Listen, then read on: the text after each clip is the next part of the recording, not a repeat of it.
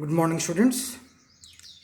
Let us discuss the next part of the lesson, caste discrimination and the struggle for the equality. Okay, so yesterday we have observed how the Dr. B.R. Ambedkar was faced caste-based discrimination at the age of 9 years. Okay, so shall we take another example? How the another person faced caste discrimination. So here Om Prakash Valmiki, so he was one of the famous Dalit writer. So in his autobiography Jutan, so he explained how he was faced discrimination. So I had to sit away from the others in the class, and that too on the floor. So when he was in the school, so he should sit away from the others in the class. Even he should sit on the floor. The mat ran out before reaching the spot I sat on. Sometimes I would have to sit way behind everybody, right near the door.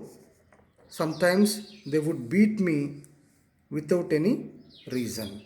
So the Valmiki was not allowed to sit along with other students, even on the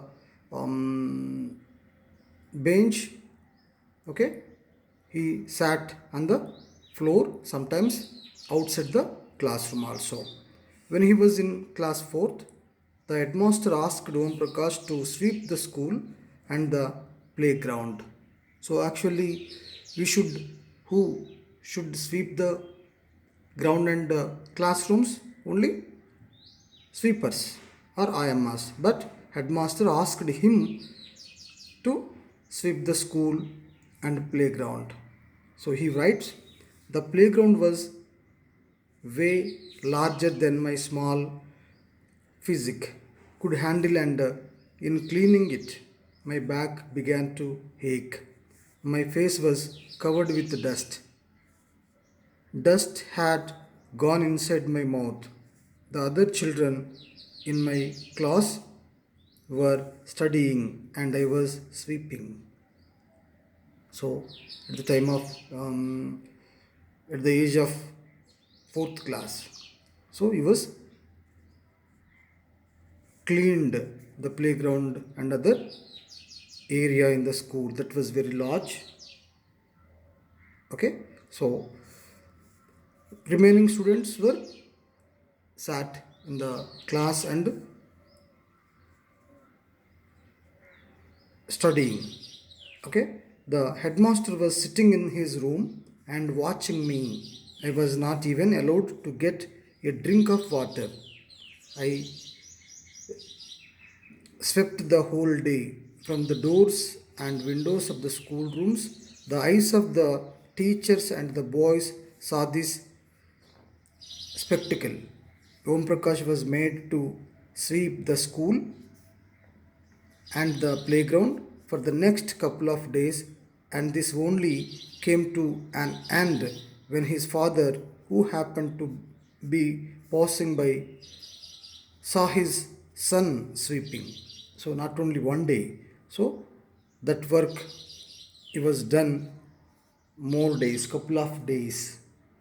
So later, so when his father was seen that, immediately he came to the inside the school and argued with the teachers. He confronted the teachers and then walking away from the school, holding Om Prakash's hand, he said loudly for all of them to hear, you are a teacher, so I am leaving now. But remember this much, master will study right here. So in this school, and not just him, but there will be more coming after him. Okay, so because of you are the teacher, that's why I am leaving without giving punishment. But the Valmiki should read here only, and not only Valmiki. After the Valmiki, so many Dalit students will come and join in your school and study. So he said to the teacher. So like that, so many people face discrimination in the society, in the schools. Okay. Next. When people are treated unequally, their dignity is violated. So they felt shame. Sometimes they won't come back to schools. Okay, next. The dignity of Om Prakash Valmiki was violated because of the way in which he was treated by picking on him and making him sweep the school because of his caste. Valmiki's schoolmates and teachers hurt his dignity badly and made him feel as if he was less than equal to all other students in the school because of his caste. So Valmiki forced to do that work. So being a child, Valmiki could do very little about the situation that he was in. It was his father who, on seeing his son sweep, felt angry by this unequal treatment and confronted the teachers. Okay, so next, had caste system always been there? No, already we have discussed in the previous class. So there was no caste system in the beginning. So actually, the human being started as animal hunters. Okay, at the time they were hunt the animals and shared equally among the members. Okay, at the time there was no rich and poor, and there was no any caste system. Okay, so there was a time when there was no caste system. So we saw the lives of hunter gatherers and tribes. Even now in the tribal communities there was no caste system and inequality. So they did not have any caste system. Some aspects of the caste system emerged in the time of the Vedas. So actually the caste system was started at the time of Vedas. So at the time there was only four major caste groups were there. So Brahmana, Kshatriya, Vaishya and Sudra. So these major groups also emerged based on their professions. Okay, next. Later on, so many aspects like untouchability and restrictions on marriage, eating together, etc. emerged.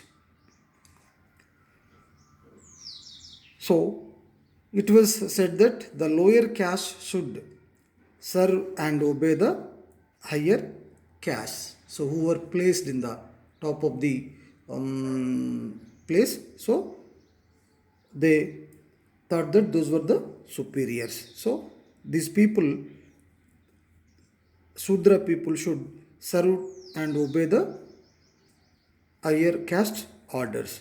So these ideas spread all over India, including Telangana, at the time of king's rule. So that was criticized by so many people.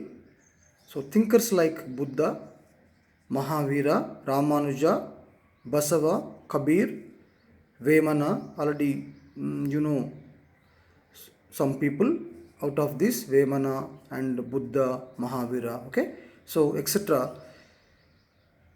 etc. criticized the idea of some people being superior to others by birth. So how we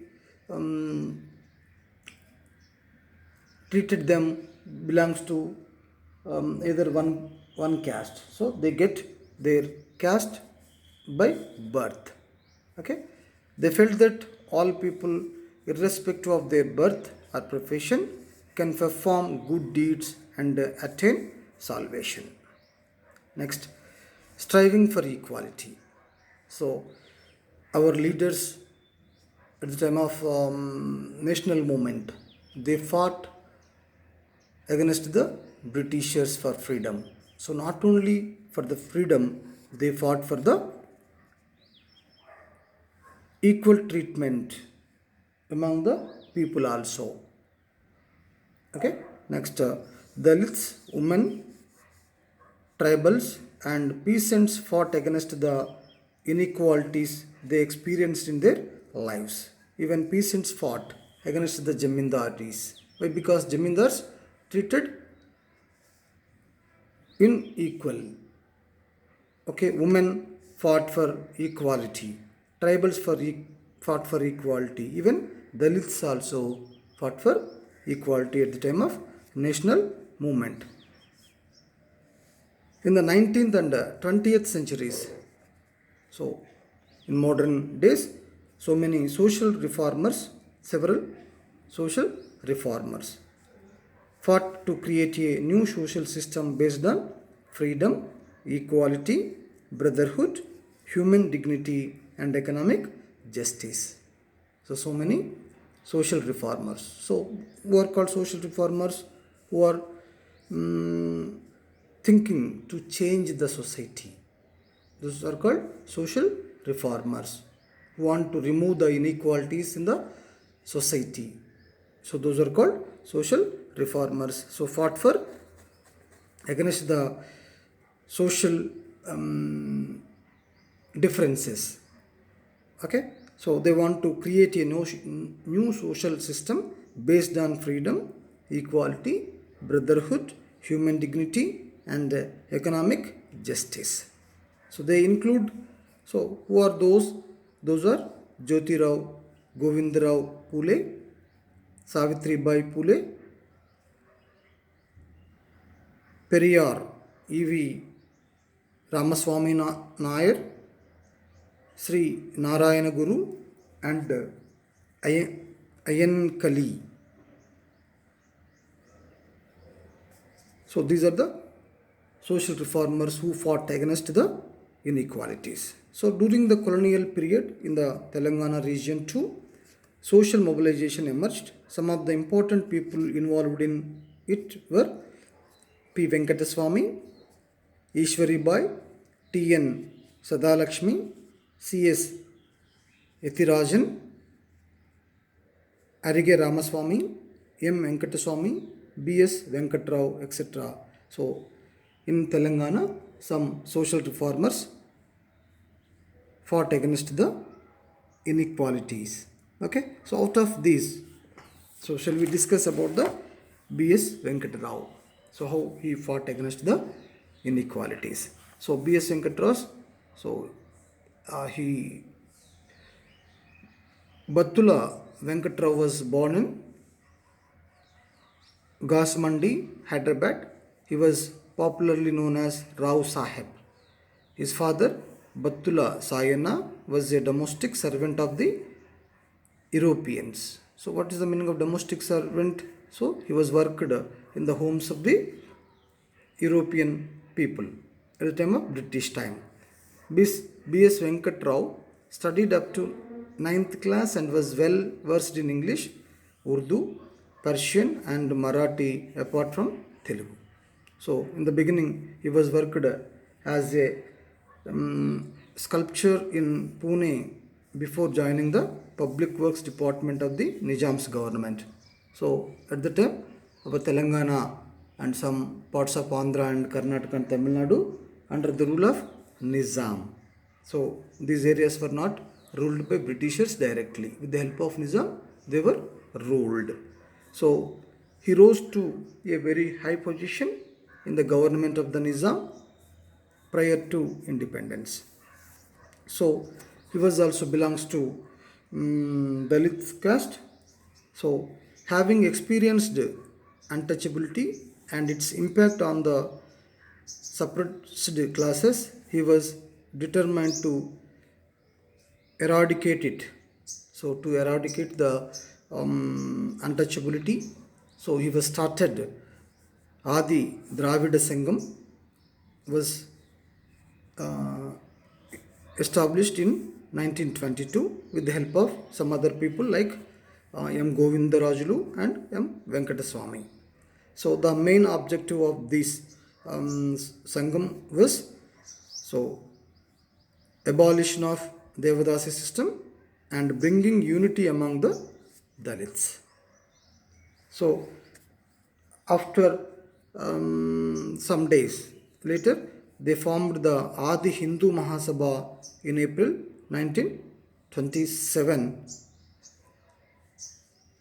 A decade later, after an influential discussion at Pune, they formed Youth League of Ambedkarites with the objectives of getting educated Dalit youth to propagate awareness about the exploitation based on caste. So like that, different sangams and organizations he was started to uh, uplift the poor people. So this was later renamed as Hyderabad State Depressed Classes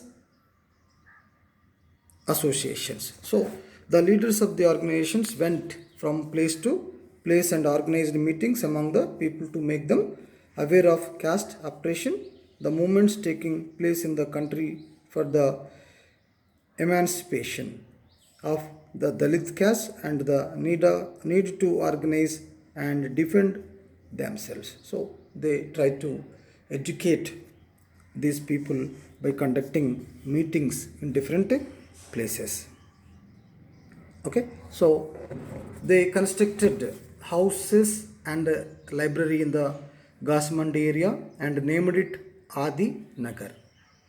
So they were constructed 18 temples in Hyderabad in different places for the Dalits only. Why? Because Dalits were not allowed to enter into the remaining temples. So for them, they were constructed 18 temples around the Hyderabad.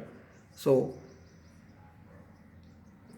B.S. Venkatrao's contribution to the Dalits upliftment in Hyderabad was recognized by Dr. B.R. Ambedkar, who invited him to participate over the Bombay Presidency Meher Conference in 1936 at Bombay.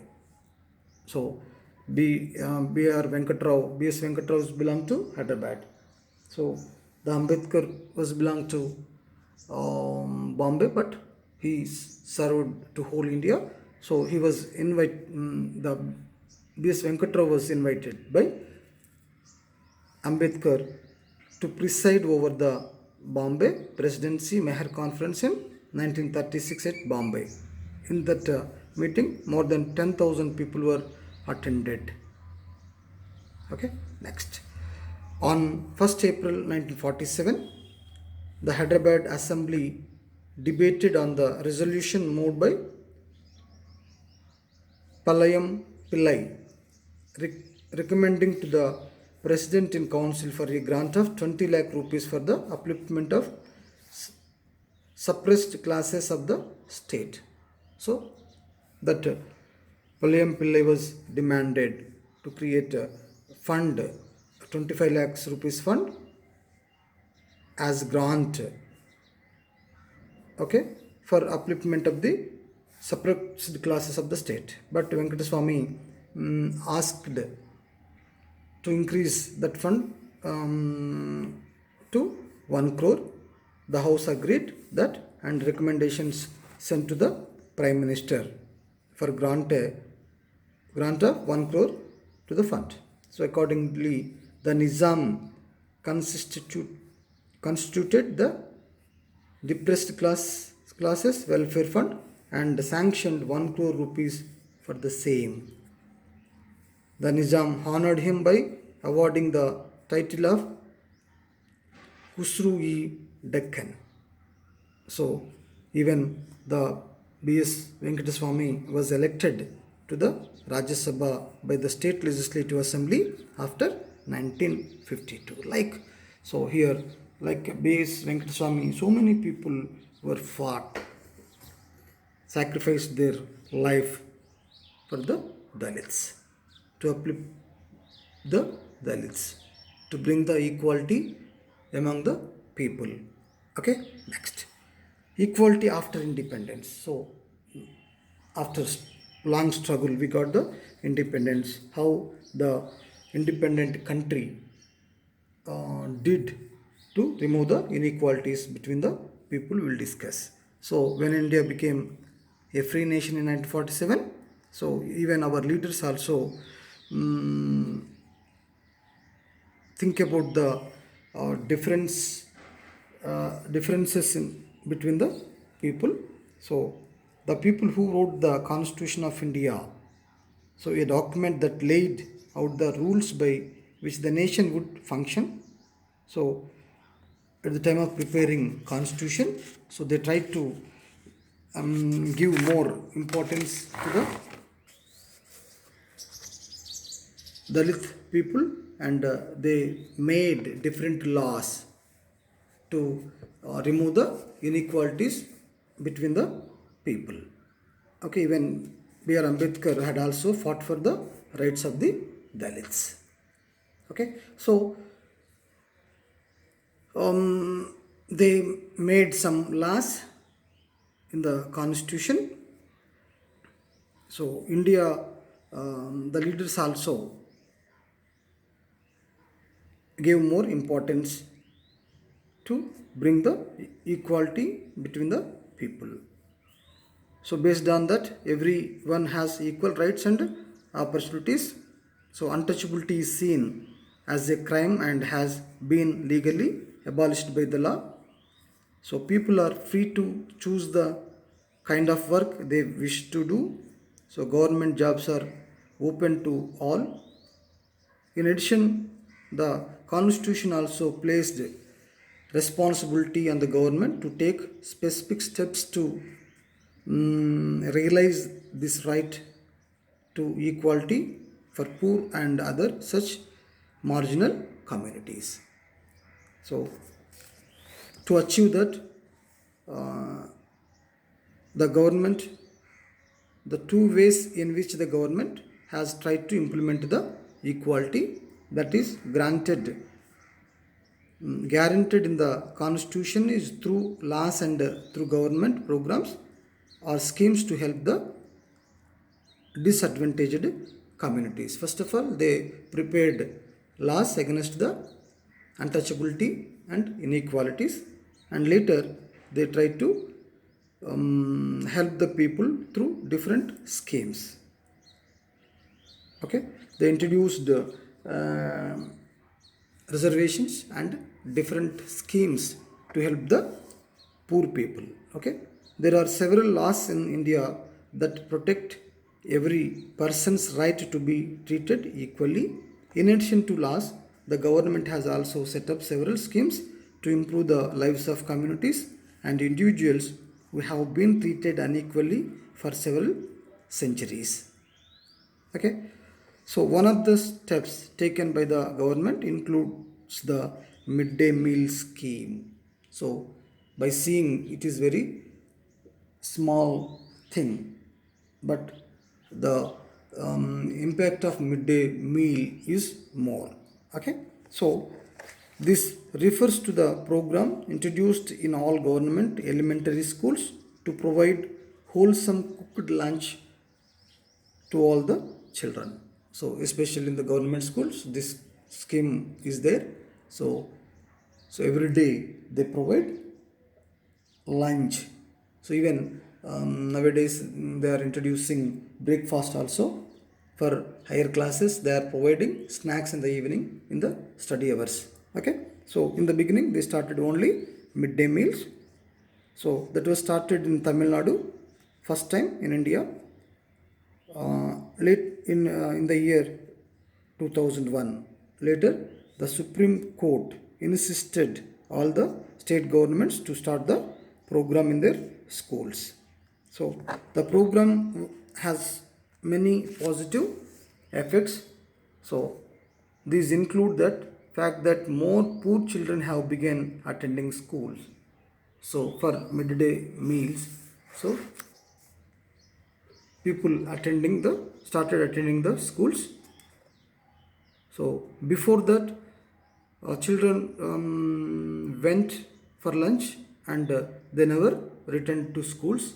But now the attendance is increased because of midday meals. This program has also helped reduce caste prejudice because both lower and upper caste children in the school ate this meal together by sitting side by side. In Telangana, in almost all the rural schools, midday meal is prepared by the members of women self-help groups who are invariably from deprived classes, and in quite a few places, Dalit women have been employed to cook the meal. The midday meal program also helped to reduce the hunger of poor students who often came to school and cannot concentrate on studies because their stomachs are empty. Next, while government programs play an important role in increasing equality of opportunity, so there is much that needs to be done. The midday meals program has helped increase the enrollment and attendance of poor children in school. So there continues to be a big difference in our country between schools attended by the rich and schools attended by the poor. Even in at the time of pandemic period, so government is thinking to provide, thought to provide midday meals to the poor children.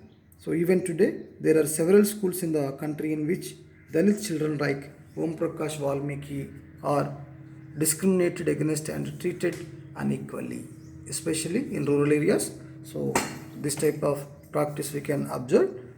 So these children are forced into unequal situations and with their dignity is not respected. This is because people refuse to think of them as equal even thought the law requires it. So after the independence we framed much laws against the discrimination, even though that was not ended. Why? Because the attitudes of the people change very slowly. Okay, and even though people are aware that discrimination is against the law, they continue to treat people unequally on the basis of their caste, religion, disability, economic status, and gender. Why? Because the law is not implementing properly in our country. Okay, next, it is only when people began to believe that no one is inferior and that every person deserves to be treated with dignity, the present attitudes can change. So establishing equality in democratic society is a continuous struggle. Even now also some people are facing inequality based on economical status or religion or disability or gender. So individuals as well as various communities in India should contribute to achieve this. So everyone should work for this to to eradicate the inequalities and caste based inequalities.